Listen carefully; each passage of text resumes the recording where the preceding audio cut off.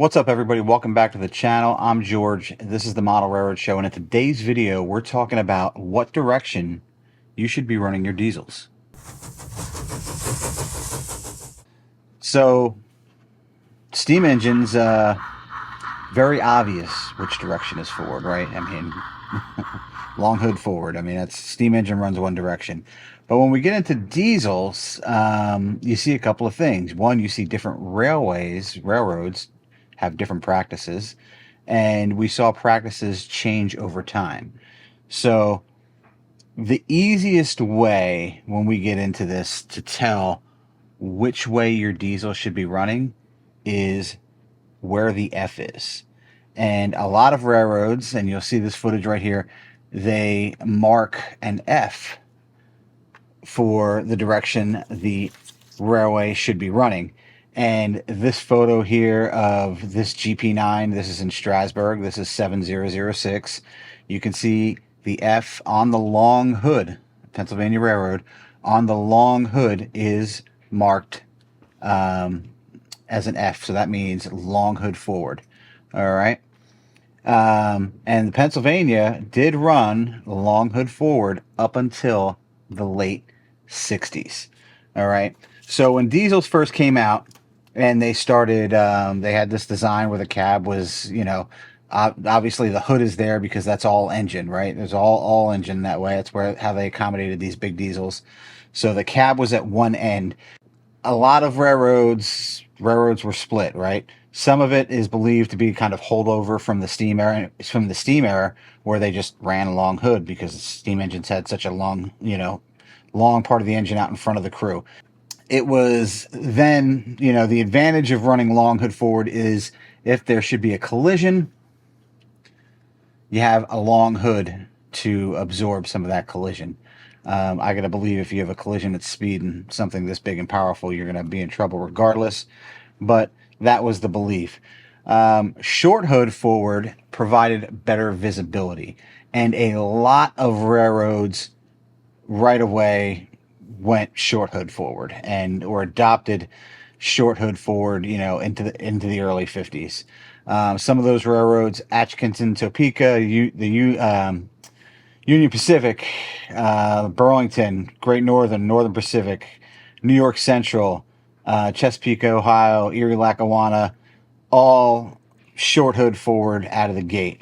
And like I said, Pennsylvania Railroad, if you look as history progressed, they started long hood forward and they switched to short hood forward. So depending upon what era you're modeling, what years you're modeling, this could be very valuable to you if you're into prototypical modeling. Now, most model manufacturers do catch this in the model, okay? Thing about Pennsylvania is even their switchers, and you can see this Broadway Limited switcher here, have the F marked. Even their switchers, did have the F marked there. You can look at these. This is a Trainmaster here, and 6707. You can see the F is marked. And then I have this H16 from Atlas, and these are both Atlas engines. I do like Atlas diesels. For the most part, they run pretty good. But on this is 8810, this H16 44 here, you can see there's like a speck of yellow. I'll show you this close up, and I kind of feel like that's where the F should be, because it is where the F should be on the prototype. And here's a prototype photo right here. And I think on this, either on this run or on this model, it just never translated because there's just a little yellow dot there. And I mean, the Pennsylvania were so into standardizing everything that you can even see on this E7, this is 5901 here, that even though it would seem to me obvious which way an E7 is running, they still, as part of their markings, they put the F up front. So interesting little thing there. But there are railroads that never, like if you're a Norfolk and Western person or Southern Virginian, they stayed long hood forward like well into the 60s.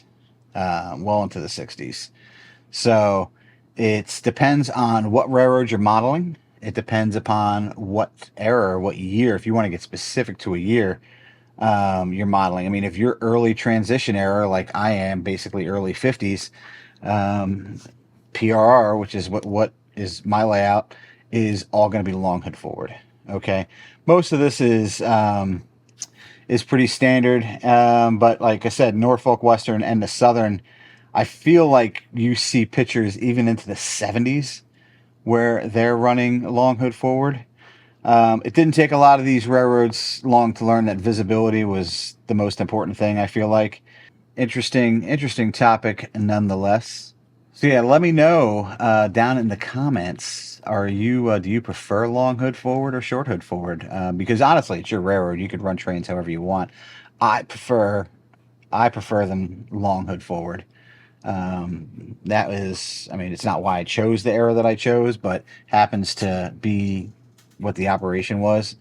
And again, are you going to see photos of Pennsylvania railroads, you know, train masters and RSs running short hood forward? Prototypically, yes, you will, because diesels didn't have to be turned. This was the huge advantage of these diesels. So if you have a local freight and they are switching to and from a yard on a local freight, they are probably returning, short hood forward. That was the advantage of one of the huge advantages for the diesels switching from steam, right? Yeah, so let me know what your preference is. Let me know if you care one way or another. Regardless, thanks for watching. If you made it this far, give me a thumbs up, ring the bell, hit that subscribe button. Like I said, my name is George. This is the Model Railroad Show, and I'll catch you in the next one. Later.